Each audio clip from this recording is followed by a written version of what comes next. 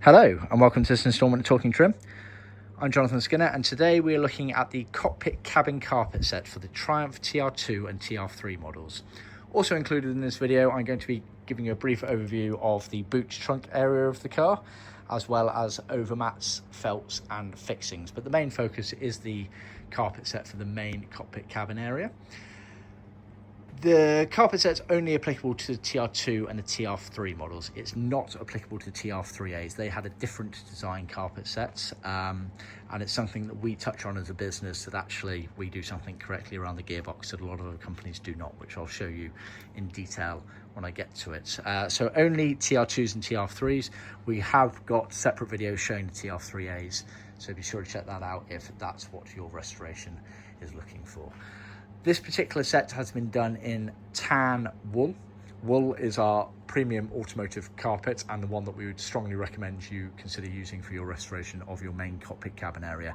We can also offer nylon, and although our nylon is the most premium automotive nylon you can get, it's chalk and cheese in my opinion compared to the wool. The wool is superior in quality, durability and finish.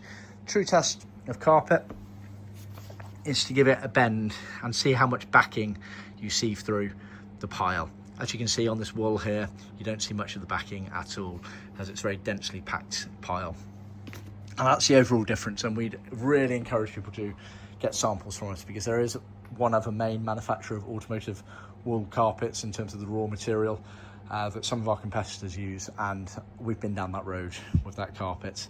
And it's not worth it. It's completely inferior to this carpet set. This is the same stuff we use for all of our Jaguar restorations, and we've been using this wool carpet for pretty much almost 50 years now.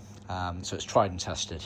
So we'd always recommend getting samples so you can see for yourself the difference there. The carpet itself does have a rubber backing on it. It makes it nice and flexible, easy for fitment, etc. But yeah, very nice quality carpet. But like I say, we realise some people work to a budget and therefore nylon might be the option for you, but have a conversation with us about that, because there's pros and cons in terms of going down that avenue with nylon, but we would strongly recommend the wool. It also has a much wider colour palette than the nylon carpets do. Anyway, this one's been done in what we refer to as new tan wool. Other people just refer to it as tan. And it's been edged in new tan as well. Now, all of our edging is Leathercloth as per original specification, also known as Vinide or Rexin. A lot of other companies out there use vinyl for their edging of their carpets. Please do see our blog post and our YouTube video telling you the differences and why vinyl really isn't that suitable for edging carpets. It makes it quite bulky, wrinkly, a bit bulbous in my opinion. They do it for cost-saving exercises, whereas we go to the efforts of actually stocking both Leathercloth and vinyl, and we specifically use Leathercloth for edging our carpets and for piping our seats where the colours allow, which is the majority of our range. As you can see, really nice job. It really neat corners going around on the binding, consistent stitch. It's absolutely lovely stuff. The Leathercloth for edging carpets, really suitable for it. Now you'll note that not all the carpet edges are bound, and that is done by design. The principle being that when everything is said and done in the car, no raw edge of a carpet will be on show. You'll either see a bound edge with the Leathercloth binding on it, or the adjacent edge of a carpet will be tucked underneath an adjacent carpet or underneath an adjacent panel. So a good example of that is, say, this prop shaft tunnel here. The back edge and the front edge are bound because they're on show, but the left and right edges aren't because they tuck underneath the rear floors. And that's also a good opening for me to talk about our considered design of our carpets. Obviously they're templated on original carpets, but we've done these carpets day in, day out for so many years and worked with some of the most prestigious restorers of TRs in the world, that we've improved our carpets where we can for getting ultimate fitment to what is ultimately a very should we say, inconsistent production line back in the day. So again, a good example of that is the left and right edges, because they're not bound, we make them wider than they need to be, so it allows you to roll it over the prop shaft in this example and tuck it underneath the front floors, and so there's a rear floors, and so there's a really good overlap with the carpets, and that means that, one, it helps secure the position in place using the weight of an adjacent carpet, but it also means that should we say the inconsistencies in the floor plans etc of the cars is covered in that area, because when everything is said and done as the jigsaw puzzle goes together, you're never going to see any exposed bodywork or felts or anything like that. And so it's these little touches that really do come up trumps when you're considering carpet sets and suppliers. We're known globally for our quality, workmanship and general attention to detail with these things. It's worth noting at this stage as well that in terms of TR2s and TR3s, in terms of the carpet sets, we actually supplied the carpet set for TS1 over in America, TS2 over in the UK, and also the, I'm not sure I'm going to say this correctly, Jebeka, the prototype, basically, TR2, before they started the actual main production. So we've effectively done the first 3 TR2s that ever came off the production line. We've done the carpet sets and other parts, but since we're talking about carpet sets, that's relevant. So worth noting that as well, and we are doing blog posts on those restorations, as we're very proud to have been involved in those. Anyway, so yeah, covered edging, the fact that not all the carpets are edged, but sort of shared elements going underneath adjacent edge carpets and whatnot. So let's get to the front of the carpet set, and I'll start going through the carpet set effectively piece by piece. Let's start with the footwell areas. So effectively the A-post kick panels, so they're up in front of the door. In fact, that's the curve of the door there. They're up in the footwell. Let's just reference in this book here. We're talking sort of down there, effectively, right down in the footwell. So you get a pair of them. Their carpet, they get sort of glued directly onto the bodywork of the car, and they get this bound edge here. It's worth noting on the TR2s and the TR3s, they also then had what we refer to as the A-post hockey stick, which is a trimmed piece that goes round there. And then you also had the draft excluder that was attached on there. They're all sold separately to the carpet set, but bear that in mind during the fitment process.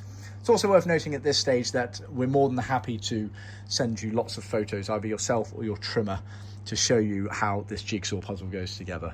Like I say, we've been doing the same kits over and over for almost half a century now, and so yeah, we've supplied a lot of them, and I've got a lot of photos on our system showing the quality of our fit. So anyway, the A-post kick panel sort of pieces, you get a pair of those. This is a left-hand drive carpet set indicated by the heel pads. So on the driver's side, you get a small D sewn on, ribbed rubber sewn on the driver's side, and then obviously the main floor mat, which I'll come to. If you want us to do a universal car, i.e. pad left and right hand, ask us, it's not a problem at all. But as standard, we will always just do the driver's side of your car. Then in the middle, going on the firewall effectively, over the gearbox, you've got this archway piece here, which again is just bound on this bottom archway piece, and that goes obviously directly against the firewall into the engine bay section over the gearbox.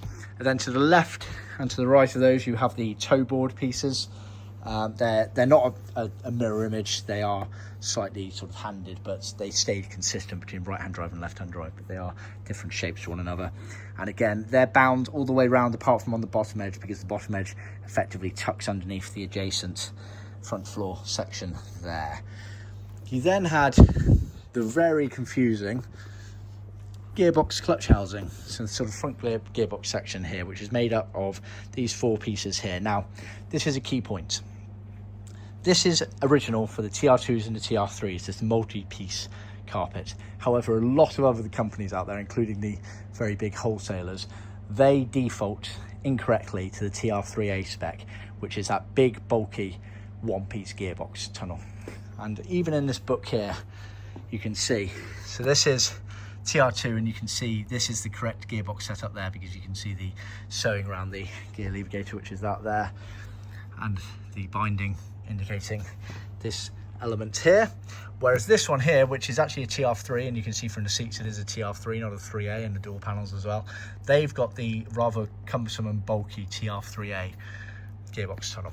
So do keep that in mind. We're one of the only companies in the world that actually does the correct spec multi-piece carpet setup for the gearbox clutch housing on the TR2s and the TR3s, so do bear that in mind. So that's that piece there. This is roughly in the orientation that they go in the car, but by all means, drop me an email if you're fitting one of our kits. I've got some lovely photos showing this specific area trimmed up in the cars, because there's a bit of a head scratcher unless you know exactly what you're doing. You then have the actual gear lever gaiter section here. So this is obviously where the gear stick comes out. It gets sewn round the perimeter there with a matching vinyl material there. Has this cutaway here. That's for the speedometer cabling, I believe, that comes out. Not to be confused with the handbrake, because it is situated right next to it. So a lot of people assume that this piece, which is for the handbrake, and that piece there, which is for the speedometer, are meant to be the same, but they're not. They're pretty much next to each other, but slightly adrift. So you're not meant to get them to line up, so bear that in mind. But that's that piece there. It gets binding across the front edge there, some sewing around there and binding around here, but the rest of it is raw edge because it gets covered by adjacent front floors or the front edge of the prop shaft. Carrying on down the gearbox, you have the main prop shaft piece, which I've touched on already. Obviously binding on front and back edges, not on the side. It allows you to tuck underneath for a great fitment. Then you have this final piece at the back here, which is barely on show actually when it's all said and done in the car. So that's effectively the gearbox section there. Now let's work our ways down the left and right sides of the car, and these are effectively pairs. Some of them are mirror images, other ones are slightly different. You've obviously got the front floor, so that's the right hand front floor. Right hand front floor always had the handbrake lever cut out there. Handbrake didn't change size no matter what hand drive the car was, so that was always on the right hand front floor, and then they're bound all the way around. Obviously this is a left hand drive car, so it has only a heel pad ribbed rubber on the left hand front floor. If it's right hand drive, that would be over there. As I mentioned earlier, we can obviously offer universal if you want, so do let us know at the point of ordering. Then further back, you've got the rear floors. They're an exact mirror image of one another. So that's the left hand rear floor. You've obviously got the cutaway there for where the wheel arch of the car bodywork goes. So you get left and right of those. And then you have this kind of rear section at the back of the car, which again can be a bit confusing. So rear shelf, obviously on the earlier cars, TR2s, TR3s, they had this sloped rear floor section going down at an angle, and that's what this is here. And it's carpet, but it has a millable panel glued onto the back of it. It gets edging on certain pieces, and then it's flaps on the other pieces there, and it basically flaps and tucks down. So that's on the actual rear shelf element of the slope, but these bits tuck down onto effectively what's the kind of lower bulkhead, I guess, of the car, and that's obviously the cutaway there for the gearbox. It's worth noting as well that if you try and install this carpet set with the rear bulkhead already in place, then it's going to be slightly too long, because it is designed to fit underneath the rear bulkhead effectively. You have this excess material here, which in an ideal world, if you're doing a ground up restoration per se, is you're getting the felt and the carpet piece in tucked right up against the bodywork, the fuel tank of the car, and then you're putting the bulkhead over the top of the carpet. That gets the best finish. We see some examples out there, unfortunately, where either through lack of knowledge or through the fact they don't want to undo the bulkhead, you get ones where they're touching up to the bulkhead there. It doesn't create a nice finish at the back here, but also you get a bit of an overhang at the front here. So just bear that in mind. If you want the carpet set to fit properly, you have to do certain things. So that's that sort of rear panel area. And then you get these pieces here, which effectively, if you imagine that's looping down, it's going to be very hard to do with one hand. So that's the slanted rear floor section. This piece here kind of loops around the bodywork here. You're not going to see it. Oh yeah, you can. You can just see it, or I can anyway. It's unfortunately a black carpet set, so we're effectively looking just around this corner section here. It kind of goes round the corner of the lower bulkhead. I really don't think we're going to see. No, unfortunately not. But yeah, I can kind of see it here, but the glare off the camera and the lights above is unfortunate. But yeah, it goes around that section there, so you get a pair of those. So that's the carpet set. Now let's just touch on the hardware for the carpet set. So fixings, we sell them separately to the carpet set, but we'd highly recommend them. Generally, when you're fixing a carpet set in place, you want to mostly be relying on fixings, but then a little bit of glue here and there. But do talk to us about that, because people do go overboard on glue, and it's a very one-way street. But the fixing kit consists of 4 pieces. So you have the spiky prongs and the clip that goes into. So they basically pierce through the carpet, and then they get bent round onto the back, so that bit is on the back, and that becomes effectively one of the fixings on the carpet. And then these ones here get pop routed to the bodywork of the car. Then everything said and done, that will clip into that, and that holds your carpet in place. Again, let us know if you need some guidance on where the fixings should go. Bit of a subject of debate, as they were inconsistently put in the car. Sometimes you have to go by what was originally on the car, other times you can't, because restorations have meant that the original pilot holes and whatnot have disappeared. So do talk to us. There is a general principle you should adhere to with the fixings. Felt. So under carpet felt kit, obviously we just use normal kind of traditional standard jute felt with a black face on it. The black faces up towards the sky when you're putting it in the car. Now, modern day heat and sound proof kits are fantastic. Dynamat, Dodo matting, really good stuff. This does not compete, I'm never going to say it does, with those. If you're doing that in your car, go for it. It's fantastic. I highly recommend it. We hope to add pre-cut kits to our range of those, so do watch this space on that one. However, one thing to keep in mind, people always ask, if I've got that in my car, a Dynamat for example, do I need your felt kit? And it really does depend on the thickness of your modern day version. Mine, for example, I've got one of the very premium Dynamats, and it goes down to absolutely nothing when you put it in the car. It's like a millimetre thick, if that. And in those cases, you want to put a felt kit on top of it as well. And the reason for that is the whole carpet set is templated and designed to have a certain thickness underneath it, obviously using the original carpets as templates.